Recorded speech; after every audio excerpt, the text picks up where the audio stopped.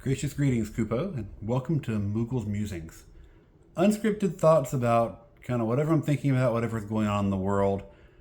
This will be the first installment, and I just couldn't help but discuss what's going on in the world this week. The situation with the assassination of Charlie Kirk. It's hit me hard. This is not something that I want to make political. My channel, my social media is all about faith and scripture and, of course, gaming on the other side of things. So I don't want to be political, but I do want to talk about the faith aspect. This one hits me hard because Charlie Kirk represents me, people like me. Christian males who seek to make a difference in our generation and the one following after us. And what happened to Charlie Kirk this week is one of those things that we didn't think would happen in this country, at least for some time. We've talked for many years about the possibility of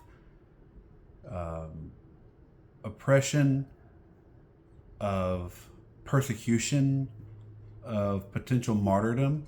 And the reality is, we didn't think we'd see these things in our day. We certainly didn't expect to see anything like this happen the way it did. So it's hit me hard. I have spent the last couple of days with a headache because I've been trying to process emotion, trying to process everything that's going on, and see where I land, see how I feel about all of this. And I've come to the point where I was initially angry, I was initially hurt, maybe even a little fearful. There was a lot in my heart that didn't need to be there at first, bordering on hatred. And that's not something I can do as a believer. I can hate sin, yes, but I can't hate people. I can't hate an entire people group because of things that are said and done. There have been some horrendous things that have been said on social media from a lot of different people, basically celebrating the fact that this man has been killed for what he believed.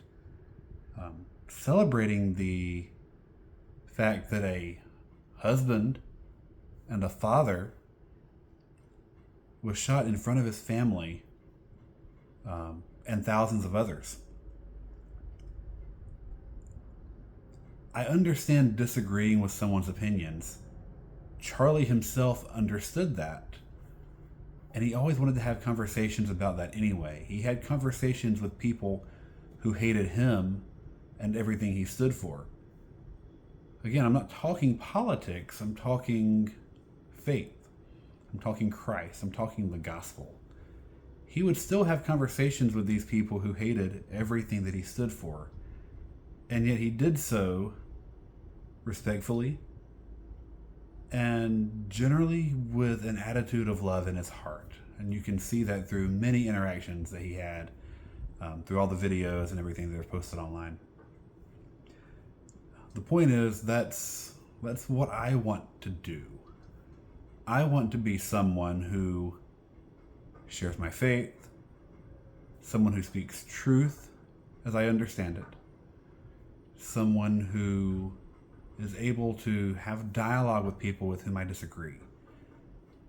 That's why, even if negative posts come on my Facebook, negative comments, as long as they're not argumentative, and as long as they aren't intentionally hurtful, and as long as they're not attacking me or someone I care about, I generally try to let those go now.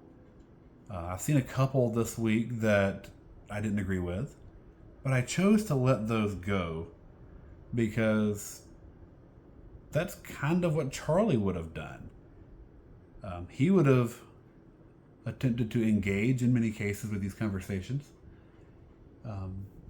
Unfortunately, I don't often have time to do that and really get into the deep things on social media. I try not to do that behind the keyboard.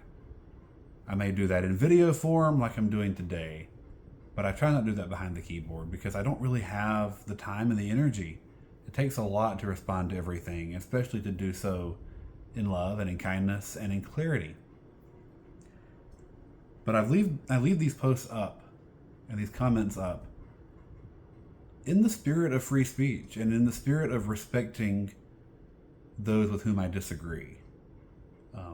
It's what Charlie would have wanted. I didn't agree with a lot of the things Charlie said. I did agree with a lot of the things Charlie said.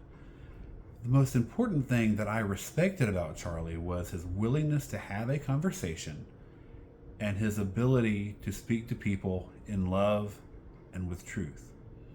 Some people call his comments hateful. I don't see them that way. I see them as him trying to love people the best he can with the truth that he believes. And I think that's respectable. It's who I want to be. Charlie Kirk really does represent a lot of what I want to do with my social media, with my YouTube channel, Instagram, Twitch, whatever it may be.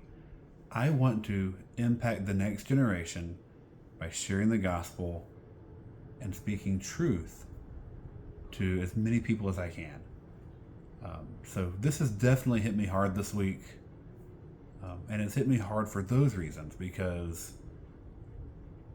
Charlie is in a lot of ways who I'd like to be. He was that in a much grander scale. Again, he dealt with the politics. I don't want to deal with that as much. I want to deal strictly in faith and scripture and the gospel. But I respect and admire who Charlie was, because he just wanted to reach the next generation and do so lovingly, kindly, truthfully. So it's definitely hit me hard, and it's taken me a good 48 hours or so to process. Been dealing with a lot in my mind, a lot in my head, and I finally reached a place today where I really feel like this is the message that I want to send. Is I want to speak freely. I want to disagree freely. I want to love people with the love of Christ, with honesty and with sincerity, with truth, with scripture. I want to love people. And I want to make a difference in my generation and the next, the same way that Charlie did.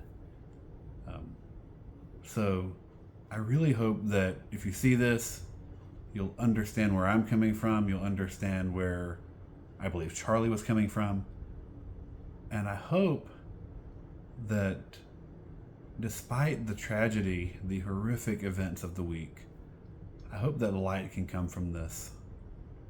That Christ will be proclaimed through this.